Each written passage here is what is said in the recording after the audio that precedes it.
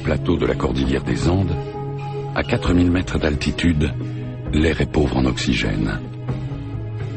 Si les descendants des Incas peuvent vivre et travailler ici, c'est qu'au fil des siècles, ils se sont adaptés à ces conditions de vie.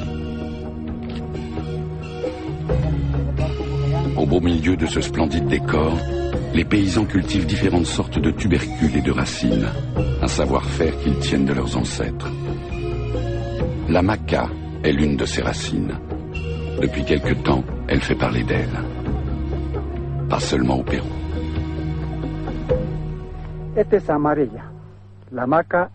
Celle-ci, c'est la maca jaune. Il existe 4 variétés de maca. La jaune, la blanche, la noire et la péruvienne. La plus cotée, c'est celle-ci, la péruvienne. Sur les marchés, c'est celle que les acheteurs recherchent le plus. Et ils sont prêts à la payer un peu plus cher, car elle contient de meilleurs éléments nutritionnels. On l'utilise également en médecine. La famille de Geronimo Garcia fait partie d'une coopérative agricole. Les agriculteurs gèrent tous ensemble le bétail et les champs. Le produit de la récolte est ensuite réparti entre tous. Parallèlement, chaque famille possède quelques hectares de terre pour ses besoins personnels. Le tubercule le plus connu et le plus répandu est sans aucun doute la pomme de terre. Mais malgré son goût amer, la maca pourrait un jour prendre sa place. Dans les Andes, on cuit la maca et on la mange sous forme de soupe. La consistance de ce tubercule est semblable à celle des betteraves. Il est scientifiquement prouvé que la maca renforce les défenses naturelles, qu'elle a des propriétés antioxydantes et qu'elle peut prévenir certains types de cancers. Par ailleurs, on dit qu'elle serait une sorte de Viagra naturel. Cette racine pousse uniquement aux alentours de 4000 mètres d'altitude. Elle existe en 34 couleurs. Cependant, la maca jaune est la plus commune. Une fois semée, elle ne nécessite aucune attention particulière. Au moment de la récolte, les agriculteurs mettent quelques plants de côté. Ceux-ci fourniront les graines nécessaires aux semailles suivantes.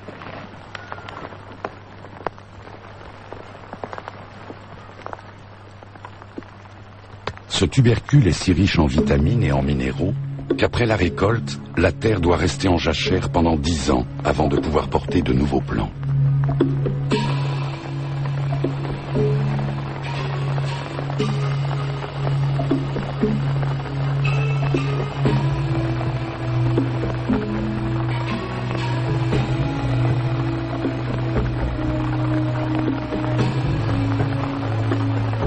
Les conditions climatiques sont extrêmes dans les Andes. Les différences de température entre le jour et la nuit peuvent atteindre 30 degrés.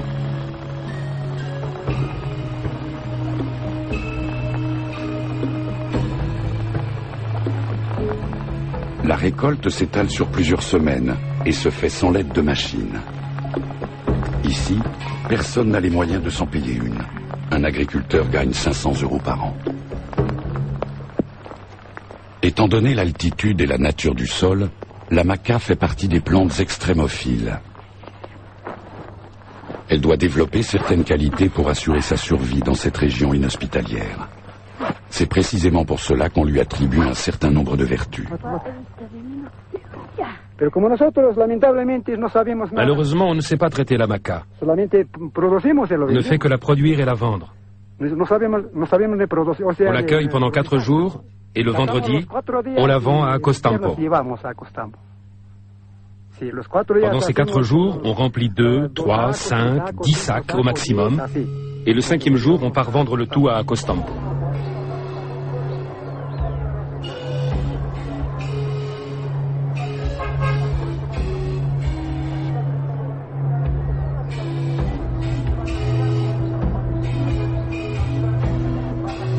Sur le marché d'Acostampo, une ville du département de Junín, les agriculteurs vendent leurs récoltes à des intermédiaires.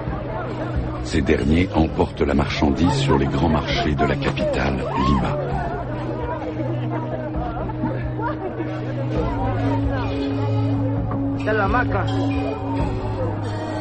Aujourd'hui encore, presque la moitié des Péruviens sont des Indiens. Souvent, ils sont les descendants directs des Incas qui avaient érigé un royaume à la culture et à l'économie florissante.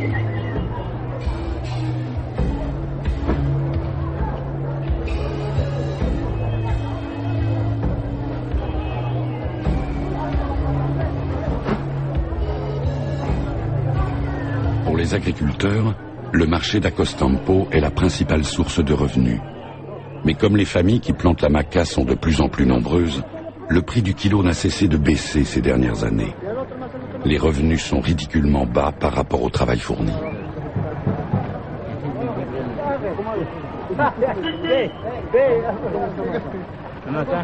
Jusqu'au début des années 90, la maca est plantée et consommée uniquement par les autochtones. C'est à peine si l'on en a entendu parler au-delà des frontières péruviennes. Mais depuis que les vertus thérapeutiques de cette plante sont connues, la production ne cesse de croître. En 2003, elle dépassait déjà les 16 000 tonnes.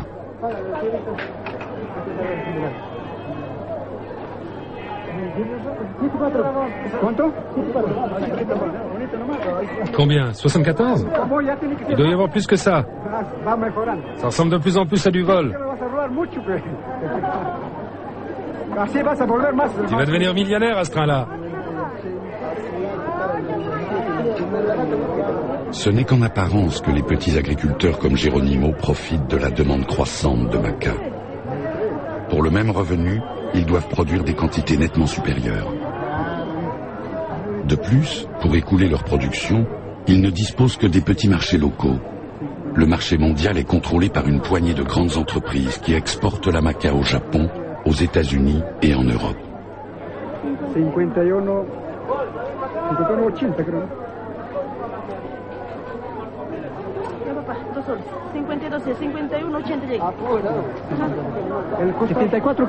74 kilos. C'est le bon poids, mais le prix est ridicule. C'est le poids exact. Et j'en donne un prix juste.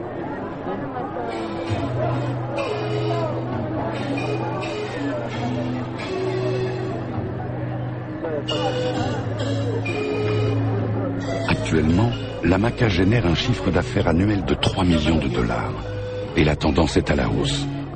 Toutefois, cela ne représente qu'une infime partie du marché mondial des plantes médicinales, qui génère chaque année un chiffre d'affaires de 60 milliards de dollars. Il n'empêche que cette source de revenus est significative pour le Pérou.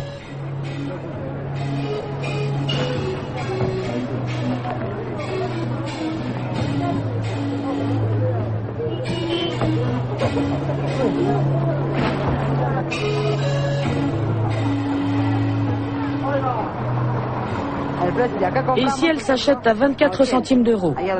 Là-bas, à 30 centimes, mais c'est le maximum. Plus on en vend et plus on gagne, mais quand on en a peu à vendre, sa valeur augmente.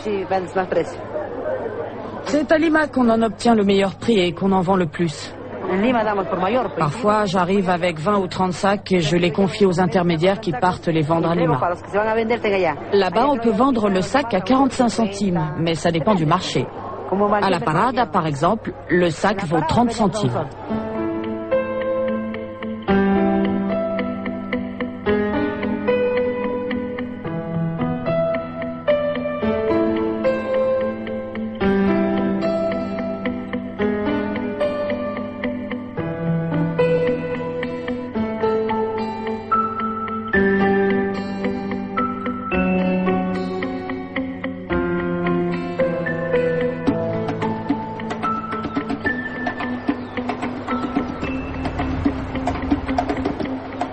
Dora et Irma Ramos Aponte, les intermédiaires, font un petit détour avant d'arriver à Lima.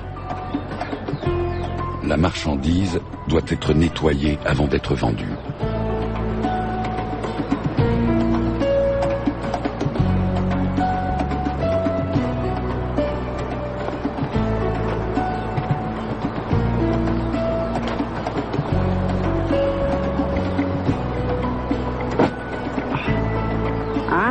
La maca, c'est bon pour tout, pour l'impuissance chez les personnes âgées notamment. Chez les jeunes, c'est bon pour le cerveau et pour les os. C'est vraiment très bien pour les personnes âgées. pour la ménopause. La maca est source de calcium. Ces calories donnent de la force et du désir. Elle fait des merveilles pour l'anémie, la faiblesse générale, la fatigue mentale et les troubles du désir sexuel. Elle a tout dit.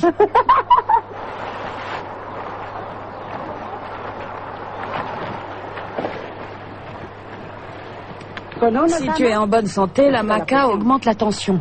Mais si tu souffres, si ton corps est malade, tu ne le sens plus. Il est comme anesthésié. Mais je ne sais pas si tu peux... Si, tu peux en prendre aussi quand tout va bien, mais mélanger à autre chose. Oui, sinon la tension monte. La maca est source de calcium, elle redonne des forces.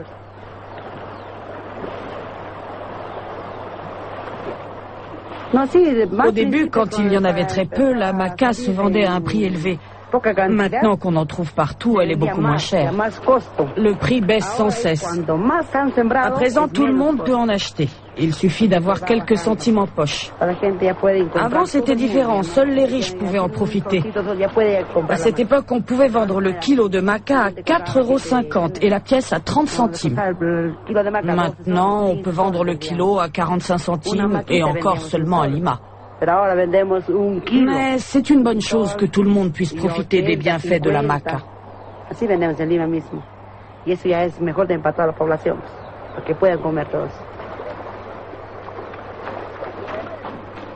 J'en ai acheté 3000 kilos.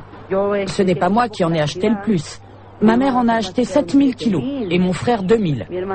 À nous trois, nous avons 12 000 kilos. Il nous faudra à peine une semaine pour tout vendre.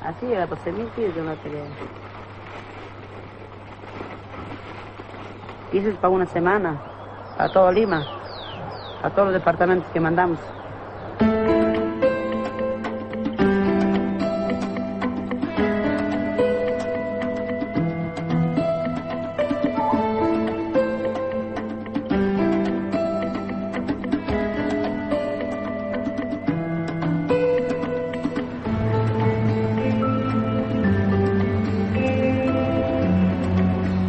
Lima, la capitale du Pérou.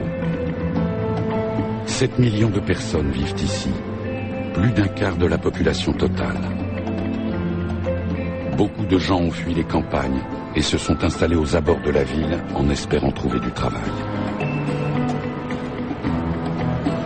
L'économie se développe lentement, mais la croissance est au rendez-vous et l'inflation est basse. Comparé à d'autres pays d'Amérique latine, le Pérou se porte relativement bien. Le principal problème, c'est le chômage. Selon certaines sources officieuses, une personne sur deux n'a pas de travail fixe.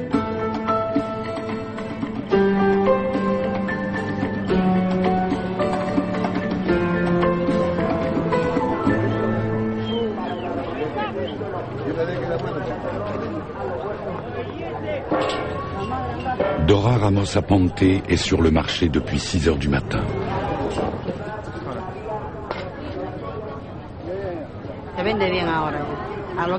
Les ventes sont bonnes maintenant.